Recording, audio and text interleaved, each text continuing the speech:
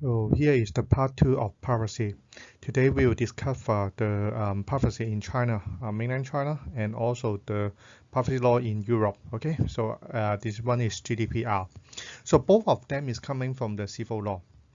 So it's different from the common law. Common law, you only have some brief idea about the law concept, and then you use the case to adapt to different situations. Okay, so the law statement of the privacy law in common law in Hong Kong is really brief. So you only have 6 DPP. Okay, you only have 6 principles. So if you can all obey these 6 data protection principles, then you will not be charged by the common law. But in civil law, for each law statement is written in a long wordings. So some of them even they have more than 400 page or 500 page for each of the law statement. And today we're looking at such kind of statement. Okay, the first part will be law in mainland. Although you think that's the privacy it's not a big problem in China, and then the Chinese people will not care the privacy a lot compared with the Hong Kong people, compared with the people in United States or in Europe. But there are lots of existing problem in mainland China that is about the privacy. For example, there are lots of private companies, they collect more information than they need. For example, you're playing a Chinese game, Chinese mobile game, they collect lots of your GPS, they allow you allowed to access to the phone book, they allow you to access to the storage, to your image, to your photos, or even to your camera. So if you have heard, there is some applications about editing your photo. For example, adding some effect or they have the face detection and then they can make up or add some additional effect to your face. Okay, so if you use this kind of application, especially in the Chinese company, Chinese private company. So they will allow you to use the camera. They will allow you to allow them to use your camera. Allow them to use your photo. So somehow they will keep your photo, okay, your face, and then also the photo that you upload to their server to edit. Okay, so of course they keep it because they want to improve their service. For example, if I have lots of the data about Chinese people, about the face of the Chinese people, then I can improve my face detection algorithm. But unfortunately, as a result, the data may be disclosed to the outside. So if you go to some, I don't know, some website, so it's easy to find some people face, and then you can pay a maybe few hundreds US dollar, and then you can got millions of the Chinese face or millions of the face from this kind of data. So how can you get the face data? Because of this kind of application, you submit lots of the photo to this kind of applications, and then edit your photo, and finally your face will be one of the data in this kind of data set. Okay, so we have covered the first one, and then we have given the example for the second one. So the third problem is there are lots of commercial ad. Okay, there are lots of pushing commercial ad. So if you have installed the Chinese game or Chinese mobile game, or you go to Youku to have a look with some video, definitely you'll find that the commercial ad inside these kinds of platform compare with the Western, for example, compare with the YouTube or compare with the Western online game, they push lots of the commercial ad. Okay. Or sometimes when you install some application, for example, you want to speed up your download speed, and then you install an applications, for example, get from the Chinese website, and then after your installation, definitely you will find lots of the software is installed in your computer, and then every day they are pushing lots of the commercial ads to your PC, okay, to your PC. So they are ignoring, and then most of them is about the sex movie, most of them are about sex picture. So it keeps you embarrassed when you're using this kind of notebook and then you do your presentation, something like that. Okay. So yeah, pushing the commercial ads is another problem because they collect lots of your IP, they collect lots of your email. So every day they are pushing lots of the commercial app to your desktop, to your email, etc. mail, or to your mobile phone, etc. notifications. Okay, so they also have unlimited storage and use of personal data.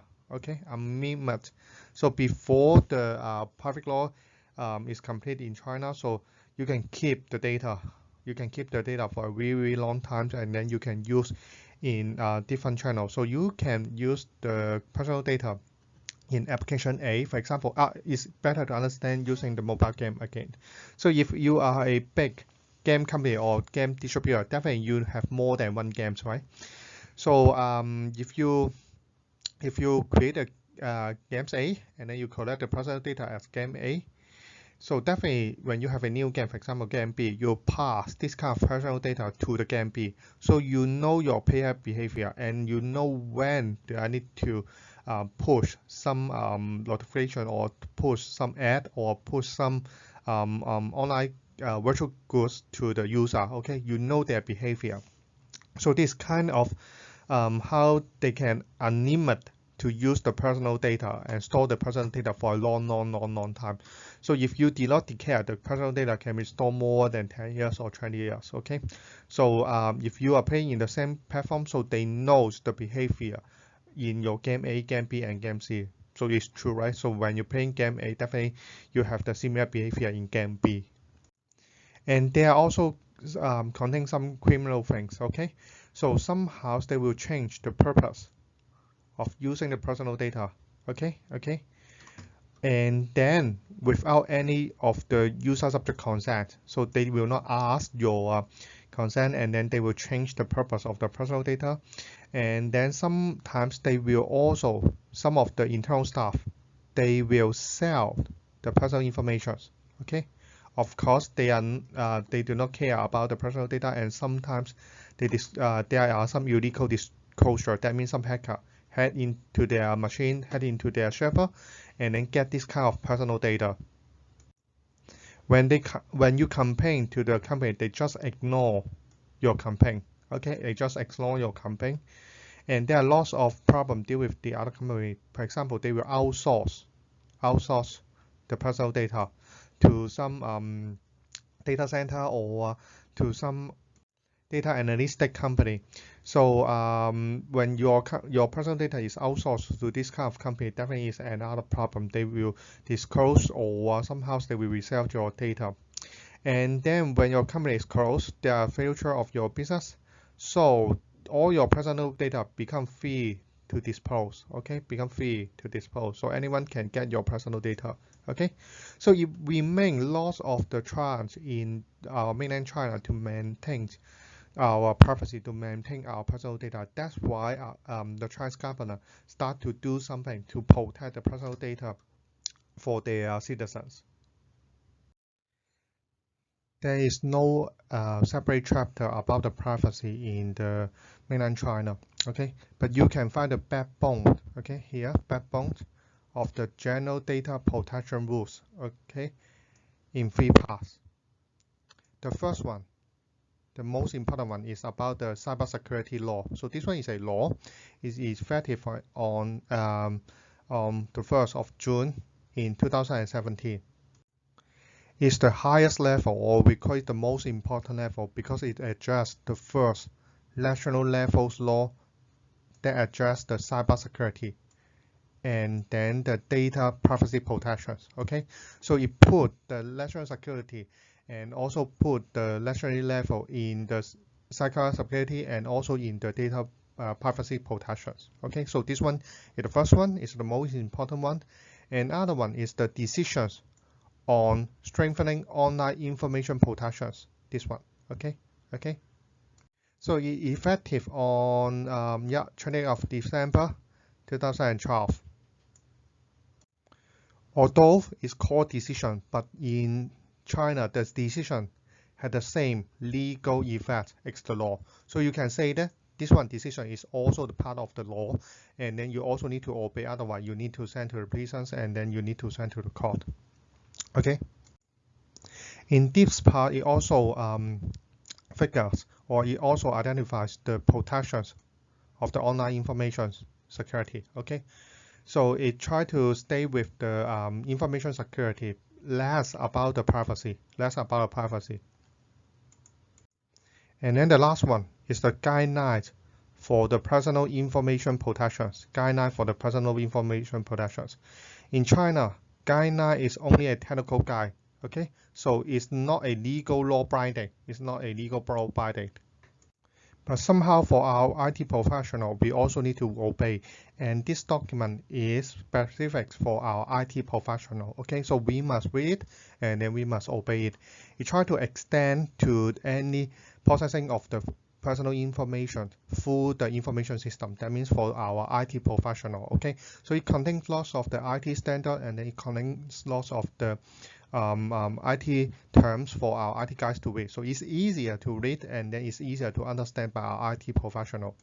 It tries to cover and also define the terms about the data subject, about the data exports, about the sensitive data subject access, and then write on also modifications or also have a rules with the personal data.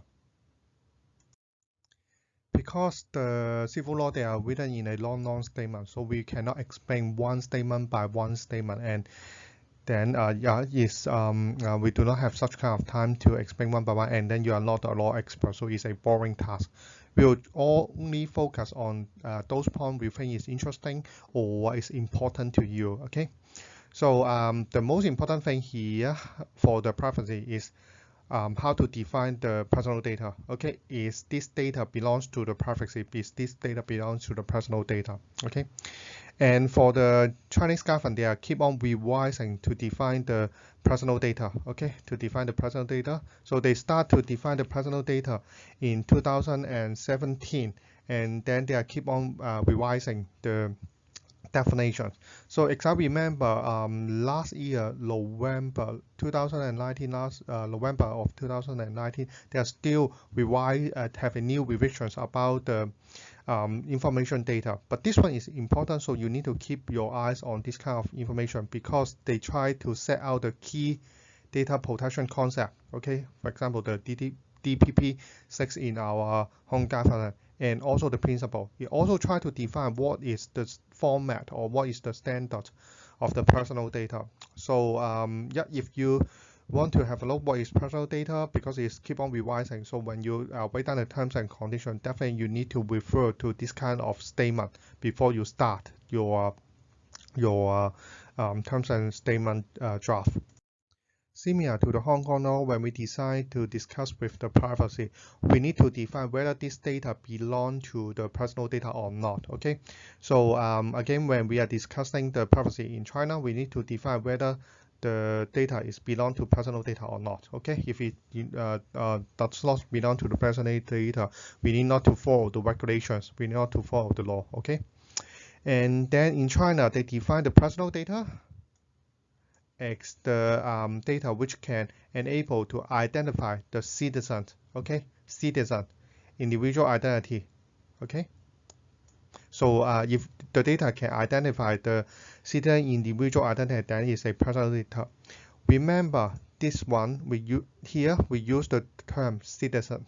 Okay, so it only care about the situations of Chinese citizens. So if you are the United States or if you are the Hong Kong citizens or other, so somehow your personal data may or may not be protected inside the Chinese government. Okay, so it create a mood or we create a burden terms here. So the personal data could be include the name, okay, full names, date of birth, ID card number, personal biometric information, that means your medical data, address, telephone number, and so on. Okay, and then it also include not only separately and also combinations with the other data. Okay, so if your ID card is combined with your other information, for example, your academic result, or combined with your I don't know personal log, or your behavior, your personal log in the game. So because it's combined with your ID card and it's combined with your name.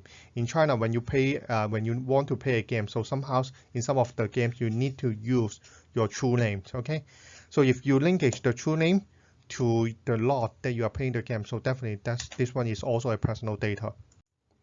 And this one is under the most important law system. Okay, so it's under the cybersecurity law.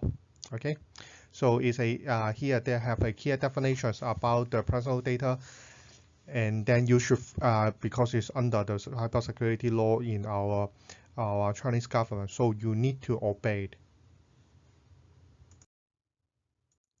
So it also define another terms called sensitive personal data. So it put a more important positions than the personal data. So you have the sensitive personal data. In Chinese, they always like to add more wordings before and other subjects. So they always keep on add wordings and wordings. So here we have a sensitive personal data. So the sensitive personal data belongs to the informations, okay, personal information that will affect or harms the personal or property safety. Okay, for example, your ID card with your bank account with your password, okay, or your personal data such as your biometric information, your fingerprint or other biometric data. Because when we have your fingerprint, so somehow I can go to your bank account and then get your money, okay? So it hurts your properties, okay? So another term is about your face detection. So some of you guys put your face and then use your face to unlock your mobile phone. So it's Face ID, right? So if the Face ID can access to your bank directly, so somehow your face is also belong to the sensitive personal data. And then not only about the property safety, it also about your personal reputations, physical or mental health. Okay, so it covers laws about your loss in this kind of sensitive personal data. And then here we give you lots of the example. For our example here, biometric information, your fingerprint, your face ID, your bank account number, corresponding record, okay, and contact. For example, your credit card monthly statement or your bank account monthly statement, okay? Your property informations, credit card informations, locational tracing. So somehow when you are enable the GPS, it's easy because you somehow you use your, for example, WeChat or you use other applications to enable your GPS, and then through your GPS it's easy to find out your current locations. Okay, your current location is, and this current location is related to your name, so it's definitely physically can identify a citizen in China for this kind of GPS location. So it also belongs to the physical safety, physical health, physical safety, because somehow if someone want to kill you, they can hack into your mobile phone and then check your GPS data, and then they can somehow find your location, so you can be killed or kidnapped by the others. Your lodge, your house information, health, and also the physical information, that means your medical report, all the transactions. Of course, bank transaction is one of them, is really important, but also include your transactions of your Alipay, because throughout the Alipay they know which shop that you have shopped, right? You have go to it and then buy something, right? So somehow if you use the log data, for example, we use the log data of the transaction in Wuhan market, right? So there is a market which is very famous in Wuhan, and then you use this kind of information, you can trace lots of your traffic, okay, lots of your transport information. And then for this transport information, again, you can physically find out your identity and then physically find out your current location. So again, this one is also belong to a sensitive personal data. And then in China, there are some interesting procedure. For example, here you have the data protection officer, protection officer. So if you heard about the Chinese law, so you need to define some of the stuff that is related to health, related to the Chinese policy, etc. Right? So here we have the COVID-19. So if you have heard, so for some of the company which is big enough, so you need to decide or you need to find staff. He or she is respond to the COVID-19. So he or she should define some rules or should define some regulations about their working to prevent, okay, to prevent the COVID-19 and protect their staff away from this kind of virus. So in privacy, they have similar settings. So they have the data protection officer. If your company is more than 200 employees, or your personal data is handling more than 500,000 individuals, okay, 500,000 individuals. So you need a data protection specialist, okay? So this one is responsible for the data protections. So in Hong Kong, if you are talking about the data protections, and then if you are talking about the data disclosure for the data, for example, some hacker go to your server and then get the personal data out, right? So you must receive the penalty from the governor. But the penalty most likely is the money, and then most likely the money is charged by the company, okay? So it's not charged from my account. So even for the CO or the CFO or the IT expertise or the expertise who are related to a server, they will not care so much, okay? Because it's not my money. But in China, there is a presence called data professional specialty. So if there are some accidents or there are some warrant policy inside the company which will harms the personal data, so this person should be responsible to this event. Okay, he or she may sent to the jail and then wait for the punishment. Okay, so he or she may be sent to the prisons after the court think that he or she is wrong. Okay, so he have lots of the responsibility about the privacy, and then he or she will keep his or her eyes watching all the policy, watching all the security levels. Okay, so this kind of data professional specialists, so they are the expert of at least two domains. Okay, at least two domains. The first domain, of course, is about the security level. So the specialist know well about the network security. They know well about the server security. They know well about the database security. They can choose the best solution for their applications and also for their IT solutions. Another domain is about the law, because there are lots of the law in China, and then the privacy law, they contain lots of the statement. If you need to turn this kind of statement into some policy, and this policy is suitable for your company or for application, definitely you need an expert to handle it. Okay, so another expert, this specialist, another domain is about the law. Okay, it's about the law. And then he read the statement very well, and then he can turn the statement into some policy or into some workforce inside your company.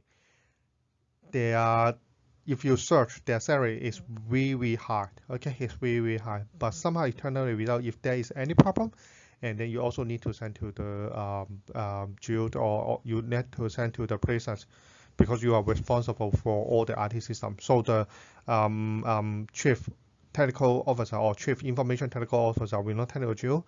The CEO will not send to the jail or the court. So only this data professional specialist, they are responsible for these kinds of explanation, and then responsible for any crimes inside the court. So after you have defined the personal data, and then there is someone who is responsible for the personal data, then we discuss some of the key principles of the data protections in China. So the first one about the collections and also the processing. So again, the most important keyword is here, the purpose. Okay, you need to state clearly about your mean, your scope of collection and use, and also the disclosure of the personal information. You need to obtain the clear consent from the data subject, and then state the organization rules or the policy that is regarding to the personal data. So you need to make it clearly in your terms and conditions, and then let your user to read, or encourage your user to read all the terms and conditions and then agree with your terms and conditions. Okay. So in the previous slide, they discussed for the DBV1, similar to our Hong Kong law. They have the DBV1 about the purpose, and then they also have the DBV Hub to use the data. And here inside this one, it also covers lots of the details about the personal data protection in China. So again, it's only part of the personal data protection in the civil law, because in the civil there are lots of terms. So somehow you need to care about lots of the things. The first one, again, this one is the DPP4. Okay, you need to state the locations. Okay, location of storage. DP2, you need to state the period. Okay. And then you also need to state here, for example, you have to disclose to your other company. So you need to state how you will assign the personal data to other third party. So it's all based in the DPP3. You also need to provide a channel mechanism, or in an easier way is a policy for the user to chat with their personal data and then modify their personal data. That means is the DPP5 and DPP6. And then there are some of the interesting points inside the privacy of the Chinese law. So beside the law, terms and conditions, so the Chinese government requests an abstract of the data protection policy, okay, at the very beginning of your policy. That means when you want to show the law and non terms and conditions to a user, at the very beginning, you need to summarize all the key points first. Okay, you need to summarize all the key points first, which is really user friendly, and then we think it is a good policy or good law inside China compared with the law in Hong Kong. So this thing, they state a better explanation and then a better implementation about the privacy, about the terms and conditions. Another thing is about the children. So for all the personal data that you collect from the persons under 14 years old, that means the children. Okay, so you need to get the consent from their parents. Okay, from their parents, and then because all the accounts in playing games or all the accounts in using the applications in China, most likely you need to use your true name. Okay, you need to use your true ID number, and then you need to use your true identification. So definitely they can check out whether you are 14 or not. Okay.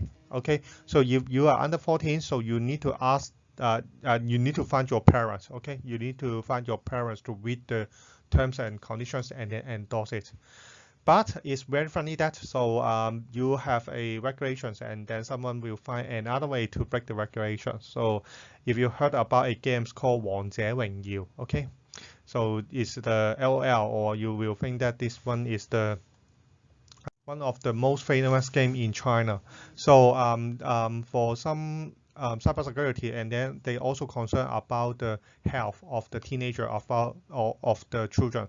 So they set the regulation that for the children, they cannot pay for more than 2 hours. As I remember, more than 2 hours a day. But as a result, the children find the parents' ID, or they buy some fake ID to play the games. Okay, to play the game. It's very funny. The law is good, but the implementations, or somehow there is always someone will find another way to break or to cheat your law. Okay. So another is about transfer. The easiest way to understand the transfer under the cybersecurity law is all the transfer is forbid. Okay, you are not allowed to transfer any data to any individuals. Okay, to any individuals without the individual's consent. Okay, without the individual consent. And then if some of your data is collected by the key information infrastructure operator, KIIOS. Okay, so we will discuss what is the key information infrastructure operator later. So suppose that all the data should be kept inside China. Okay, so all the data from the Chinese citizens, all the personal data from the Chinese citizen, which is collected by the KIO, so it should be kept inside China. Okay. If you really need to send outside China, so lots of the security assessment you need to conduct, okay, before you send back the data. So you are strongly recommend do the data localization if you are Western company, or the company outside China. So for example, I'm a company in Hong Kong. I have a games, right? I have a games, and then if this game I want to go back to China and then let the Chinese citizen to play it, so I need to set up another data server. Okay, data server in China to handle the personal data in China, and I need to make sure that the personal data of the Chinese citizen will not go outside China. Okay, will not go outside China. So this is one of the key points for the company to handle the personal data. So what's the meaning of KIIO? It consists of lots of the operators. So as I have mentioned before, the statement of civil law is very long, and then they will stay out lots of the conditions. So they will say out the condition one by one, one by one, one by one. So in this KIO, it also stay out the condition. For example, if you are working in a website, so if you are a website, and then your website consists of the government parties or government information, so you are fall into KIO, and such data, personal data use cannot go outside China. You say that nowadays no one will do the website, right? But don't forget that there are lots of HTML5 application in China, because in China, when you need to create apps, we create apps, and then you need to launch some of the service, right? You create apps and then launch some of the service. There are lots of regulations. So nowadays, lots of the people in China, they will use the HTML5, they will use the website. They are still using the website to produce some applications and then put it in the WeChat or put it inside the internet, so that the people in the China can enjoy the apps, and then they need not to apply so many regulations or tasks before they launch the service. Okay. So another one is about the platform. Platform means that you are running some service. Of course, Taobao is a platform. Is a platform as a service. Okay, so again, Uber or other PS such as Alibaba or such as other platform that they provide some B2C or even C2C business to customer or customer to customer service. They also fall into a platform. So if your platform, the daily incomes or daily order or transaction is over 10 millions of RMB, okay, so if fall into these situations, or if your user is over 10 millions, you also fall into a KIO. So that means the big company. If you are handling some big platform, you are a big company, so somehow all the personal data of your platforms, of your applications, cannot go outside China. Okay. So that's why there are lots of the company, for example, eBay, or for example, the YouTube or others platform. Is hard to set up a server in China because they need to follow such kind of regulations, and then the data sent from the outside, collect from the platforms in China cannot be easily sent out to the other world. So it's hard for the Chinese people to buy the things in eBay with the other Western peoples, okay? Because so somehow the data cannot be transferred easily in this kind of KIO if your platform is big enough, okay? Another thing is about the production business, okay? Production business. So if your system is related to the public, government, or city, okay? And then you fall into domain healthcare, security, fire security, emergency management, product scheduling, or traffic control, okay? So you also fall into KIO, okay? And then somehow you cannot send the data outside of China. And then there are lots of small details about this kind of KIO. If you are interested in it, you can have a look. And then, to let you see how the details is the civil law, and then how clear is the statement in civil law. So another details about the transfer of the personal data. So just want to highlight one thing is the personal biometric informations. Okay, so in China they put lots of the efforts to highlight the personal biometric information in the privacy, in the personal data. So you should also put extra care about this kind of things when you are using the biometric information, including your Face ID, including your fingerprint, etc., etc. If you are the third-party data processor, that means you are processing big data or doing some data research, etc. Right? Well, you want to do some machine learning, right? So under the cybersecurity law, so you should follow such kind of regulations. First, you need to perform different kinds of assessments about the privacy, about the influence on the security of the personal data. Okay, so you should do this kind of assessment before you receive the data. You should also do the audit. Okay, do the audit over the data processor. The dedications, you should keep the accurate data of the dedications. Okay, so somehow you should keep the history, keep the log very well before you process the information. Okay.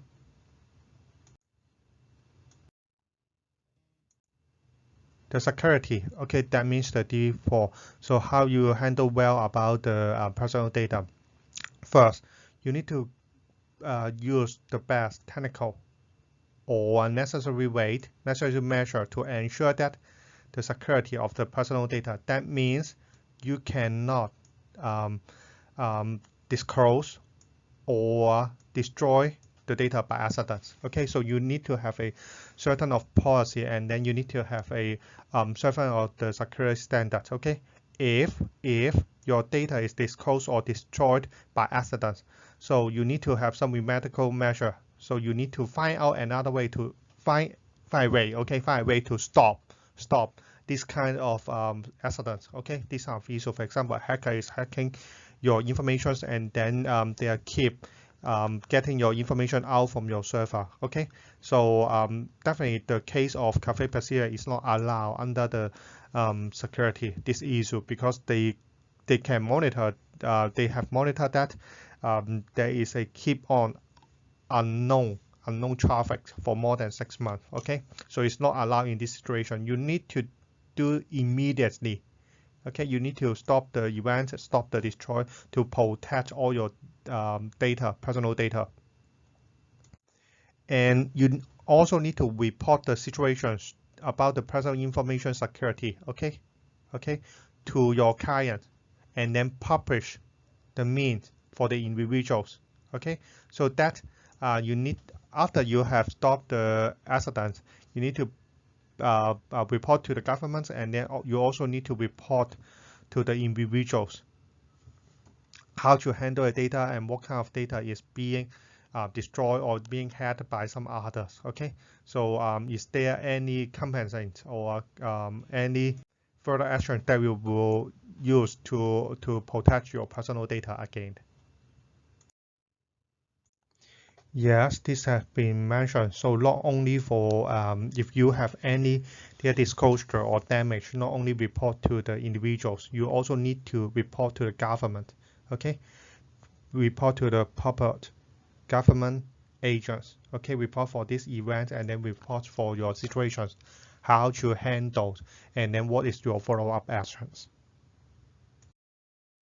Yes, as I have stated, the law statement of the civil law is really detailed. So it has lots of detailed information about what you should do, and then what is your planning, and then regular actions for the privacy. Okay, so they also need to state your contingency response. Okay, and then you need to have the drill, yeah, regularly, and at least once a year. Okay, at least once a year. So it's quite good in in the law of Hong Kong. We haven't said that you should have a drill, and then you should have any about the training. Okay, about training or about the contingency response for all the accidents. Okay, for example, if a hacker go inside, so what is your action? So have you do any planning, and then do you have any contingency plans, plan B? How can you stop the server or database? How can you protect the rest of the information, etc. But in China, they have, and then for all the big company, especially about the IT company who handle lots of the data, they really need to do so, and then they need to do at least once a year. And then they have lots of different kinds of thinking or plan to simulate the attack of the hackers. For all the continuous plans, they request some details planning and information. So for all the continuous plan here, so they request record the content of incidents. The content after is a hacking process or is a physically destroy of your data center. Related department will review your case and then provide suggestions for it. And you also need to estimate the possible impact of your incident and then estimate the possible damage for the personal data. These kinds of the contingency plan you need to review by the by your department, and then you also need to review by the government, and you need to update, okay, because you need to handle at least once a year, so you need to update the content. So all of your security level or all of your security policy, especially about the personal data, you need to update, okay, you need to update. So that not like the case of Cathay Pacific, no one is monitoring your IT system, and then because you cut a lot of the IT professional in your company, there is a problem that your security level may be behind the standard of the market for more than 5 years or more, okay? So you also need to have a planning to push the notifications about your security incident, okay, about the accident, the data disclosure, or about the accident of the hacking, etc. Okay, so you need to send the information whatever is by mail, by letter, by telephone, by push notification, by SMS, or other means. You need to give the situations to your customer, to your data subject. Okay, so it's good. Again, the civil law also regulate the content that you should push, you should give to your data subject. So here is the content that you should give to the data subject. For example, the content and also the impact of the security instance. Okay, what is the measure taken and will be taken? Okay, suggestions for the data subject. For example, if your credit card is leaked, there is a data disclosure of your credit card. So your suggestions maybe you need to cut the credit card, okay, or at least monitor the transactions of your credit card. Is there any string transaction? Maybe it's only 0.01 US dollar that is always transferred in and out from your credit card. So you need to change your credit card. That means you cut your credit card and then receive another new credit card with new credit card number or at least a new CSV. Okay. You also need to provide the contact persons and their organizations responding to these personal data protections. So it's not only pushing a notification and then stop all the conversations. You need to provide a way for your customer to review their situations and then ask for help. Okay. Similar to Hong Kong, so after the accident or after the data disclosure happens, and then you need to do some enforcement. Okay, you need to improve your situations. So again, in China, they have a cyberspace administrations of China. Okay, they are handling this kind of evaluations to see whether your enforcement is good or not. So similar to Hong Kong, so after the amendment of the data privacy law in 2012, so we put lots of the focus in the direct marketing, or we will say the electronic marketing, okay, electronic marketing in China. So in China, the situation is similar. So before you do some direct marketing or electronic marketing, so you need to get the consent, okay, of your customer first. And then in China, the law is, again, is civil law, so lots of the detail is well written. So you need to focus on the option A, okay? That means you say that I agree to receive your marketing information, and then the chatbot is empty. The chatbot is empty, and you must let the user to take or kick the chatbot, okay? To make it chat, this means the option A. And then inside the statement, condition, terms and conditions, so you also need to state the frequency of sending the text message and also durations of time. Okay, and it's again it's a little bit strange. In YouTube or in lots of the channel, you cannot find the advertisement in the TV program or inside the YouTube movie, right? But in China, for all the electronic marketing, if you really want to do it, you must put it advertisement, okay, in Chinese or AD at the very beginning of your subject, or during your video, you need to state and then carefully state to your customer or receiver, say this is an advertisement. This is not the content of the YouTube movie, or this is not the content of the email. It's a act. Okay,